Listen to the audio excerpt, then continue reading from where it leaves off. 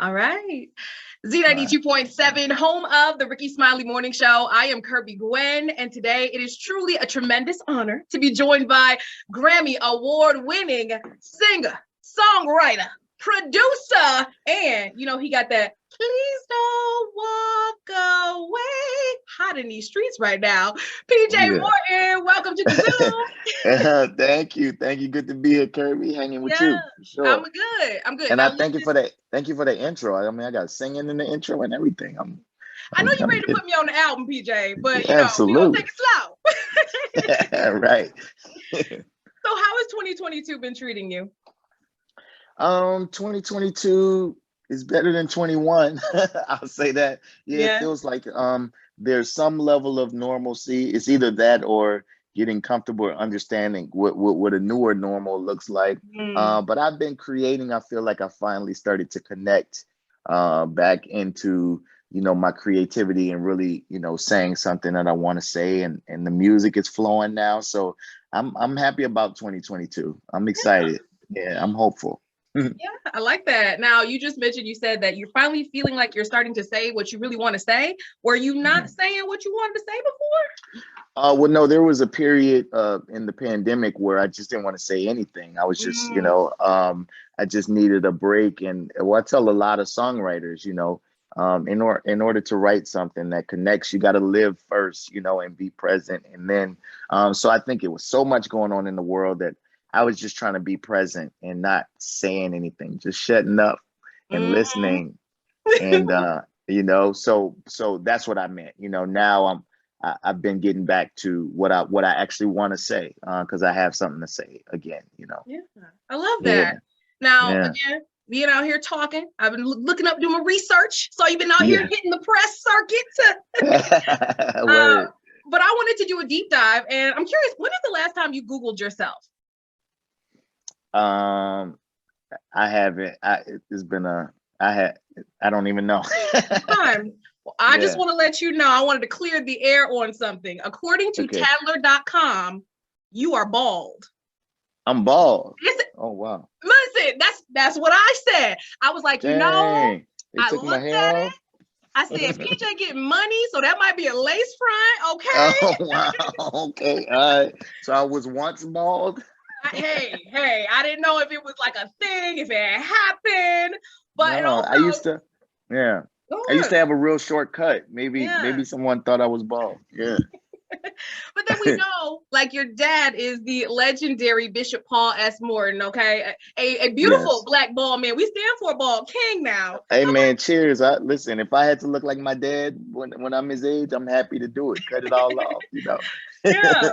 I'm like, maybe they got Yeah. it mixed up. Maybe they got it mixed up. But then It- that yeah. also makes me think, with you having such an iconic father, and growing up in the Mhm. church, Yeah. throughout your journey, like, have you ever felt like, oof, like I'm in the shadows, like there's this high expectation that I have to live up to? Yeah, absolutely. No, that was a real thing. Especially growing up, in New Orleans, where he was the biggest and known, and I was his namesake, and I was his only son. So it was like, everybody assumed what I was gonna do. I was in his shadow, and there were big shoes to fill. But that's, I'm so grateful for my father himself. Everybody else had those expectations, but thank God that my father understood, man, you don't need to be me. You don't need to, do what I do. You need to be you. Yeah. Because that's what made him him, is being uniquely himself. So the fact that I had that encouragement inside the home, I felt that pressure less and less. It was when I didn't think he was with me that I felt the pressure. But once my dad understood who I was and encouraged me to be authentic, I was free. I Yeah. love that. I love that. Yeah. Now, from one church child to another, my dad was a Yeah. deacon. Nice. You mean your career has really taken you. I mean, you were signed to Young Money. You are the Hmm. keyboardist from Maroon 5, and your Yeah. career has really been comprised of a lot of magical accomplishments that people in the church would say are secular. Secular. Uh, Yeah. I know you said that your dad has always been a tremendous support to you, but did you ever feel like you were like the prodigal son out here going on this journey? And what was they gonna say when Yeah. I came back? No, I think I took a lot of bullets for for those that came after me. I get a lot of preachers kids who thank me. I wrote a book. I can't remember what year it was, maybe 2011. That is called "Why Can't I Sing About Love?" And it really, I didn't want to use my opinion. I really wanted to go biblically and see, why do people say that this is secular music? Because what I couldn't put together in my mind is, you can fall in love. I know my parents fell in love. He thought my mom was fine, and he got her number, and he courted her, and they dated, and they got married, and they went on dates, and they looked up at the sky, and the sky was blue today, and all of that is fine. I mean, and then they had me and my sisters, and it's literally not until you write a song about all of that that it becomes secular. And I'm like, wait, we live in a world that we have to exist in. All these things exist. So I just started to realize that the argument and the foundation for that had been passed down, but it wasn't really on a strong foundation, because nobody could explain that to me. Did you immediately, I mean, was it an arranged marriage? Y'all had to meet each other. So why, when I write a song about loving somebody or being in a relationship, or when I write a song about the sky being blue, how's that, you know what I mean? So once I started to ask those really direct questions, it started to break down that argument, and I started to feel even more free, because I'm like, they're just repeating what they've been saying. And my father actually did the foreword for that book. And in the foreword, he was like, I had been wrong for many years and taking that thought, but I don't listen to Amazing Grace when I'm with my wife, so, and I hope nobody does, like, if that's the vibe you said, and I don't know how long you're going to be with that girl that you with, if Amazing Grace is setting the vibe. So,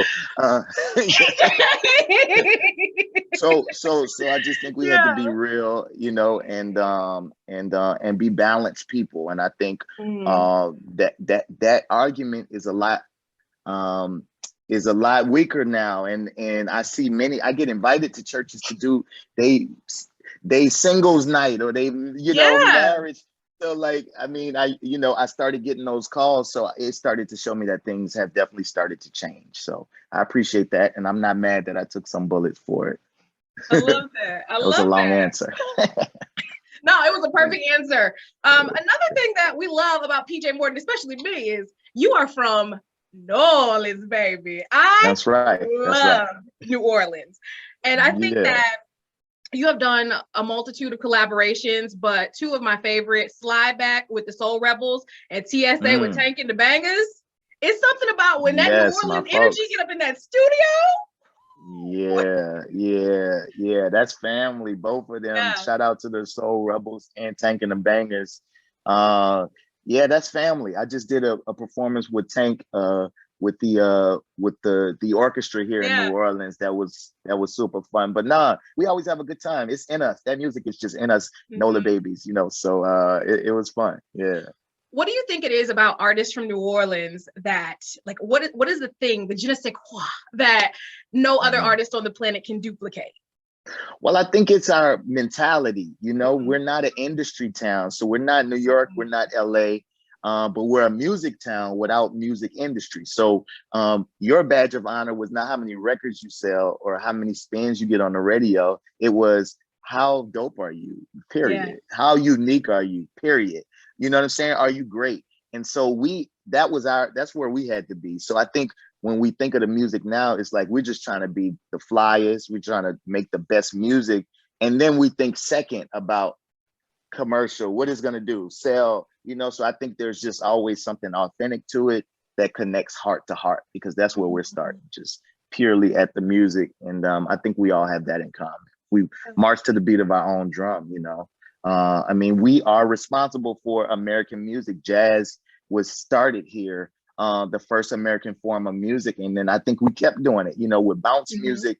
We were like, I know what everybody else is doing, but we're just gonna make our own rap genre, but that's New Orleans in a nutshell. We like to do us, Now I see you've also been on TikTok lately. Having a good old time. I'm new to TikTok. Yeah, I'm new to TikTok. Word. Oh, you done any? I didn't see any challenges. I mean, you've been giving us the content. No, we just did the Say So challenge. Yes. I'm still doing it a little bit because we're celebrating 3 years of Yes. Say So. Me and JoJo's Grammy Award winning song Say So, and we just put out a new song called My Peace. So I was celebrating that. So I'm starting the challenges. What I like TikTok for is I like showing my process. So I Yes. started showing people how I make these songs because I don't really show that side of myself, and so that's been fun. I'm just I'm trying to get comfortable in those TikTok streets. You know what I'm saying? You in there? You already in Yeah, there? we out here. Okay, all We right, we out here in these streets. Yeah. You know, a TikTok also is a great tool. Like, you learn a lot of hacks, you learn a lot of different things. I learned on TikTok that you were neighbors with India Ari when you were like a sophomore at Morehouse. Is that true? That's true. Yeah, I moved off campus my sophomore year, and in the apartment complex I was in. India, her brother lived there. Actually, she just happened to be there, and she was up in the business center on the computer, and she heard me playing the piano, and she introduced herself. This was before we knew her because the first album hadn't come out or anything. Oh, wow. She was signed to Motown. I remember that, and we just became friends. We started talking about Stevie Wonder, and then her next album, Voyage to India, we were friends by then. I gave her a song. I wrote a song called Interested, and that was on her second album, and that album won a Grammy, and that was a big start for me. India gave me my start, so that is true. Yes. Yeah. Yeah. I also want to know too, like, okay, sophomore own apartment, like, was it your standard sophomore apartment? Was it a little plush? What was you living like? It was fly. I mean, notice I said it was a piano in the lobby. No, I know. I heard piano and I heard business center. Shout out to my parents because that was before it was my own dime. You know what I mean? I was a young producer. I was a young producer, obviously, a young songwriter. So I had a little bit of my own money. I was gigging as a musician. But I was like, yo, Dad, can you give me this? And then I'll add this. So it was a nice place. It was a nice place. Yeah. We were doing it. I bought a house the next year though. Okay, come on. Because I was like, in my mind, I was like, man, we paying all this rent. What? Let me go get a mortgage. And I actually did moved out and moved into my first house in Atlanta before I graduated from Morehouse. Yeah. Wow. Yeah. Another thing I've noticed about you lately, and I'm wondering if there's any significance behind this. I saw you on Jimmy Kimmel. I saw you on Tamron. And I noticed that you are wearing an awful lot of red these days. Like, is there something behind the red? Can you speak to that? Did I wear the red on Tamron too? I saw you on the red with the gold medallion, baby. Yeah, well, I'm always stuck in current times and like past times. I'm influenced by so many eras that I think they all get just meshed together sometimes. But that is the uniform we're in right now. Me and the band. It's not just red, but that's the one I have worn on TV. But we got a couple of different colors that we're doing. But I'm in the uniform vibe right now with performance. I go in and out now, so I can't promise you that it's gonna stay there. But that's where we at right now. That's what Please Don't Walk Away was feeling like to me, like a very classic moment. So I like to look like the music, you know what I'm saying? So that's part of it for me. Yeah. I like that. We'll keep up with the fashions. Just stay with me. Just stay with me. We'll stay with you. You mentioned Please Don't Walk Away. You talked about that was the vibe you were feeling. Another thing that I really love about that video, especially in the month of February, is it just it gave this really strong tribute to Black love, in my opinion. What was it like to create that song, and what does it mean to you? Well, I did want to, I've gone through my own issues and stuff in my relationship, and I really wanted to just show a different side, just show a more vulnerable side, and give men specifically for me an excuse to be vulnerable. And, because I understand, men, we cool. So we like, I know there are plenty fish in the sea, all of that, but there are some, and when you have her, like, hey, but this is different. That's the big catch. Yes. Please don't walk away. You know what I'm saying? And I think, R&B and soul music, it was built on that. It was built on men being vulnerable enough to beg. I mean, girl, I you know what I mean? Like, that's what this is built on. And I think we've gotten away from it a little bit. I just wanted to get us back to that vulnerability a little bit and be able to say, yeah, it would hurt me if I lost you, you know. Yeah.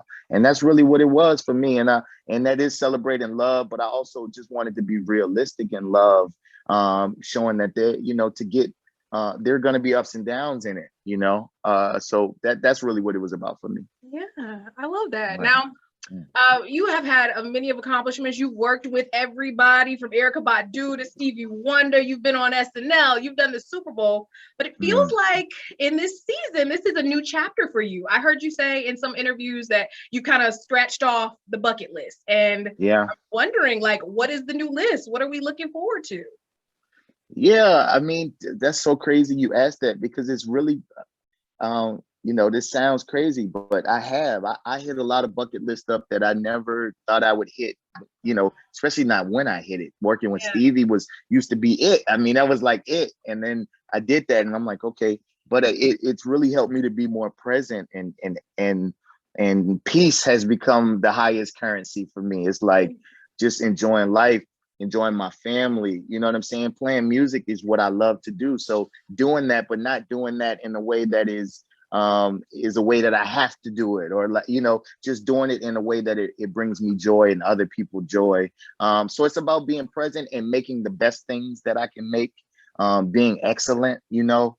So I don't think it's specific goals for me like that anymore. It is like just being the best that I can be and having the most peace that I can have. You know what I'm saying? So it's been amazing, man. I've had an amazing life, and sure, there are so many more things that I want to do.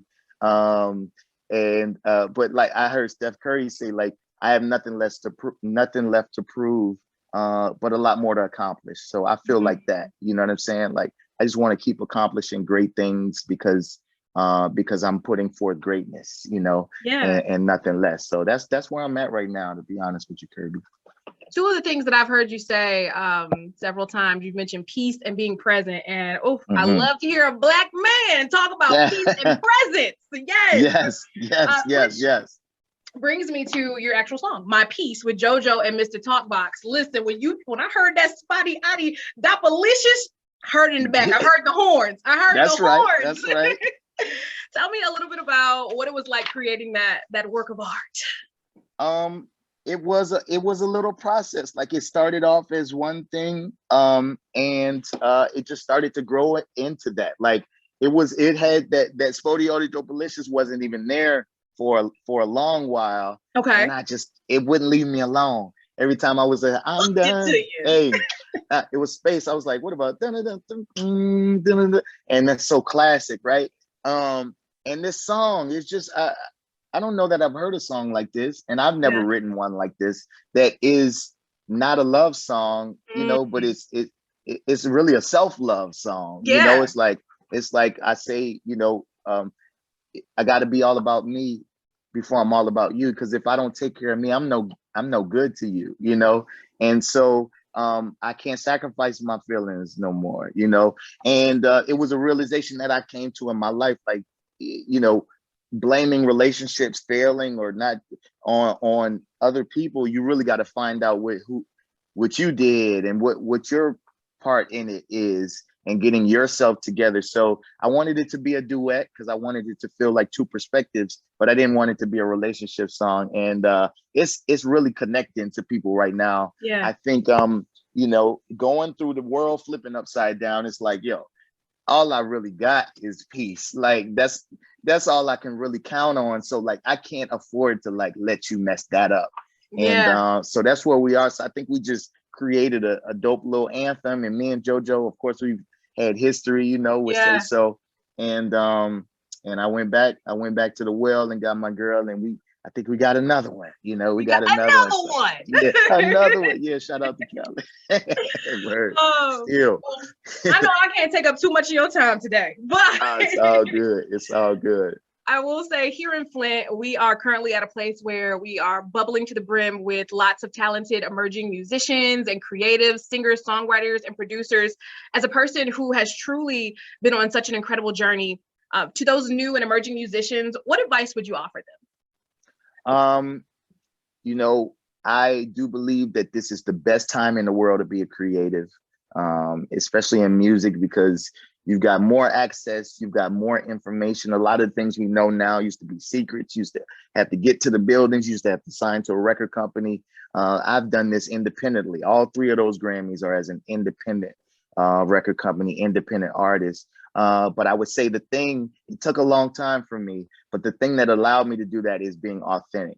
And sometimes that takes the longest time to find, but is the most valuable. It gives you a career as opposed to a hit song or, here today, gone tomorrow. So I would say spend the most time on figuring out what makes you unique and authentic and hone in on that and really try to make that great. And, don't worry about what everybody else is doing. Find your thing. And that's the best advice I could give. Really. I live. Word. Yes. Well, please don't walk away. And My Piece are available, and you can check them out on all streaming platforms right now.